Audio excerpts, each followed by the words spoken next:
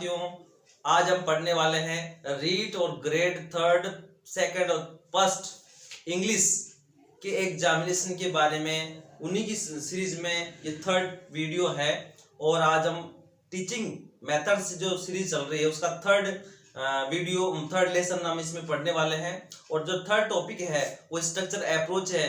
क्या है structure approach, what is the structure approach and what is the definition and what is merits and demerits. तो साथियों इन सबको हम पढ़ने वाले हैं। चलो शुरू करते हैं। मैं हूं SL Meena, lecturer in English and you are watching Shiv Milton online class. Okay, let's begin. साथियों शुरू करते हैं। व्हाट इज, इसकी परिभाषा क्या है? देखो, सबसे इंपॉर्टेंट क्या है, स्ट्रक्चर अप्रोच है, जो अपने आप में इसके वर्ड से ही हमें पता लग रहा है कि स्ट्रक्चर अप्रोच स्ट्रक्चर से बना, स्ट्रक्चर का मतलब स्ट्रक्चर से बना हुआ मेथड है, अप्रोच है। तो देखो स्ट्रक्चर पैटर्न, जिसको हम पैटर्न भी बोलते हैं, स्ट्रक्चर बोलते हैं। तो पैटर्न और स्ट्रक्चर पे आधारित जो पैटर्न हो, जो मेथड होता है, जो अप्रोच होता है, वही स्ट्रक्चर अप्रोच कहलाता है। हम उसको इन शब्दों के माध्यम से समझने का प्रयास करते हैं। देखिए, इन दिस अप्रोच, इस उपागम में, इसको हम उपागम बोलते हैं, approach. The basis of teaching is structure and patterns of English. English की जो स्ट्रक्चर पैटर्न है वही इसका ओरिजिन है, आधार है, इसका बेसिस, इसके शिक्षण का आधार है। सबसे आधारभूत बात है वो जो स्ट्रक्चर एंड पैटर्न है। अब देखो, स्ट्रक्चर अप्रोच मींस, इसका मतलब क्या है? The arrangement of words in such a way as to form a suitable pattern. एक उपयुक्त पैटर्न का निर्माण करने के लिए इस प्रकार से उनको शब्दों को जमाना ही इसका अर्थ होता है। ओके, तो ये इंपॉर्टेंट है। ये इसमें आरपीएस में पिछली बार पूछा था इसकी क्या डेफिनेशन है, तो यही इससे संबंधित ही था वो भी। तो the means the arrangement of the words in such a way to form a suitable pattern. Okay, अब इसकी एक स्कॉलर है, ब्रीविंगटन है, उसने इसको डिस्क्राइब करने का प्रयास किया है। तो चलो देख लेते हैं। ये कहते हैं, स्कॉलर्स महोदय कहते हैं कि स्ट्रक्चरल अप्रोच जो है इट इज साइंटिफिक स्टडी, एक वैज्ञानिक अध्ययन है। किसका वैज्ञानिक अध्ययन है? Of the fundamental structures of the English language. English language के जो महत्वपूर्ण स्ट्रक्चर्स हैं उनका वैज्ञानिक अध्ययन है। इंग्लिश लैंग्वेज का जो उनका जो एनालिसिस है, विश्लेषण है, उनका महत्वपूर्ण अध्ययन है। और या फिर इन लॉजिकल अरेंजमेंट, तार्किक जो व्यवस्था है, या फिर इनका शब्दों का जो जमाव है, उनका वैज्ञानिक अध्ययन ही स्ट्रक्चरल अप्रोच है। ये डेफिनेशन हमें ये बताती है। ओके, हम इसको देखो, it is also known as new approach. हम इसको नए अप्रोच के नाम से भी जानते हैं। ये इंपॉर्टेंट है। Which method is known as new approach. तो this approach is known as new approach. And इसको देखो आप, this is also called the oral approach. हम इसको ओरल अप्रोच के नाम से भी जरा जानते हैं। Okay, and it is called, और इसको कहा जाता है improvement over the direct method. Direct method के ऊपर कौन से मेथड का निर्माण हुआ है? डायरेक्ट मेथड के बाद में कौन सा सुधार के रूप में कौन सा मेथड आया? तो वो आया स्ट्रक्चरल अप्रोच। तो ये इंपॉर्टेंट इंफॉर्मेशन इसकी थी। अब बात करते हैं साथियों कि इंडिया में इसका किस तरह से स्प्रेडिंग हुई और कौन कौन से इंस्टीट्यूट का योगदान रहा है, वो सब एग्जामिनेशन में पूछा जा सकता है। तो उनको मैं समझाता हूं। देखिए आप, इन इंडिया, भारत में, हम भारत की बात करें, भारत में मद्रास, जिसको आज हम चेन्नई के नाम से जानते हैं, Chennai is the first state to have this approach in वो का मतलब यह रीति से है। रीति में लाने के लिए, नई प्रचलन में लाने के लिए चेन्नई भारत में सबसे फर्स्ट स्टेट है। मद्रास इंडिया का फर्स्ट स्टेट है जिसने स्ट्रक्चरल अप्रोच शुरू किया था। तो ये इंपॉर्टेंट क्वेश्चन है, बनता है, आप नोट कर लीजिए। एंड इट वाज पॉपुलराइज्ड, और इसने इसको जो प्रसिद्धि दिलाई गई was the central institute of English Hyderabad in the rest of the country. बाकी पूरे देश में the central institute of English Hyderabad में है, उसने इसको प्रसिद्धि दिलाई है पूरे भारत में। इस इंस्टीट्यूट के माध्यम से इसको प्रसिद्धि मिली है। और देखिए, it has been introduced in the numbers of school in the UP. UP में जो अनेक अनेक स्कूल में इसका परिचय करवाया गया under the guidance of English language teaching institute, English language teaching institute Allahabad. Allahabad में जो इंग्लिश लैंग्वेज टीचिंग इंस्टीट्यूट है, इसके माध्यम से यूपी की हर स्कूलों में इसका परिचय करवाया गया और इसके द्वारा स्टडी करवाई गई। तो साहित्य स्ट्रक्चरल अप्रोच में इस सेंटेंस की टाइप्स के बारे में बात कर लेते हैं। कितने टाइप्स के सेंटेंस माने गए हैं? तो देयर आर 4 टाइप्स के सेंटेंस माने गए हैं। वो कौन कौन से हैं वो चलो देखता हूं, मैं समझाता हूं। सेंटेंस पैटर्न, ये एक सेंटेंस पैटर्न है। सेंटेंस को जो पैटर्न है वो एक तरफ अलग पैटर्न होता है, इसमें पूरा सेंटेंस होता है जिसका अलग अपना अर्थ निकलता है, अलग अलग अर्थ निकलता है। उसके बाद सेकंड जो होता है जैसे फ्रेज पैटर्न, फ्रेज आप जानते हो वाक्यांश होता है, तो वाक्यांश भी एक पैटर्न माना जाता है, तो इसको भी एक पैटर्न स्ट्रक्चर रूप माना गया है।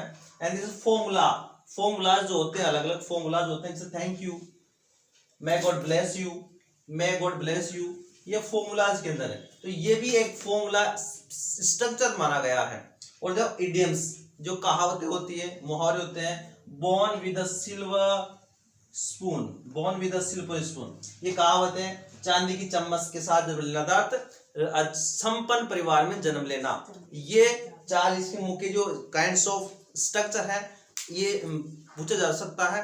साथियों, यदि आपने अभी तक मेरे चैनल को सब्सक्राइब नहीं किया तो जरूर सब्सक्राइब कीजिए, क्योंकि हर वीडियो जो इससे संबंधित है एक के बाद आपको मिलता रहेगा। आप देख के यूं ही नहीं जाए, लाइक करें, सब्सक्राइब करें। यदि आपको पसंद आए तो अपने सारे इंग्लिश से संबंधित जो स्टूडेंट्स है वहां तक इस वीडियो को पहुंचाए। तो हम बात करने वाले हैं इसकी मेरिट्स पे। इसकी मेरिट्स क्या है, इसके गुण क्या है।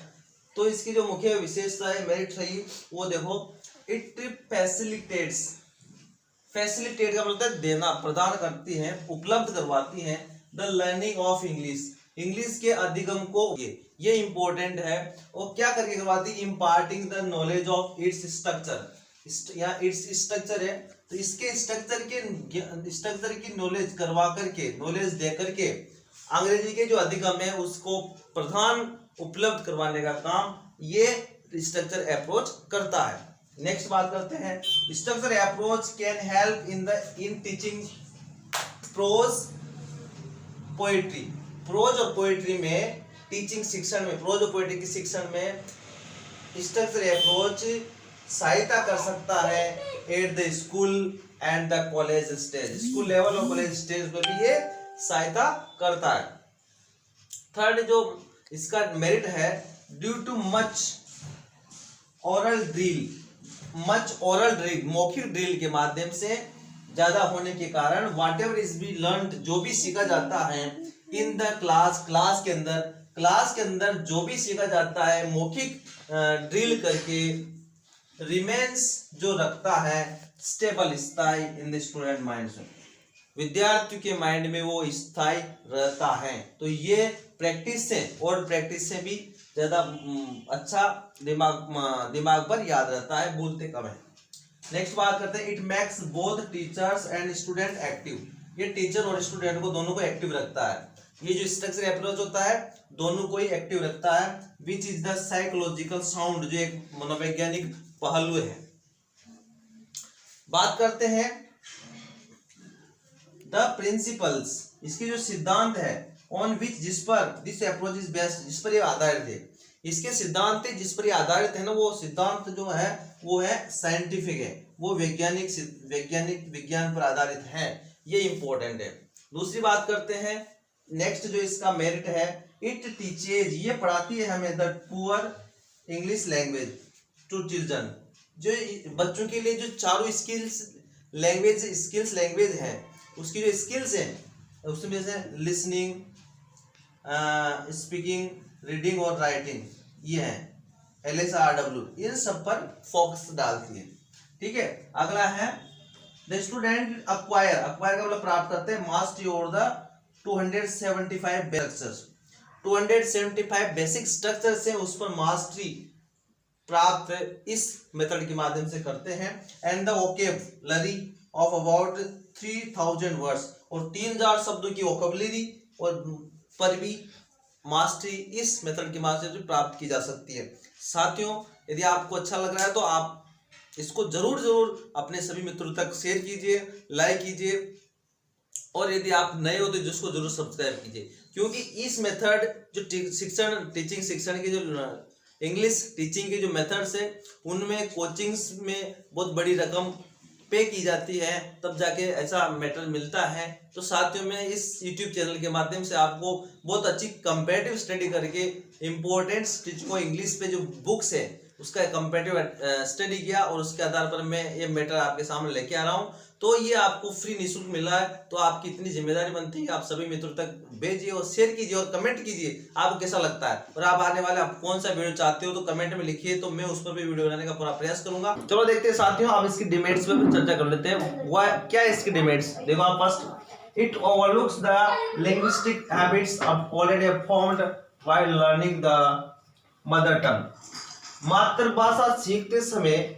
जब लिंग्विस्टिक हैबिट्स होती है उसका उनको हम नजरअंदाज कर देते हैं।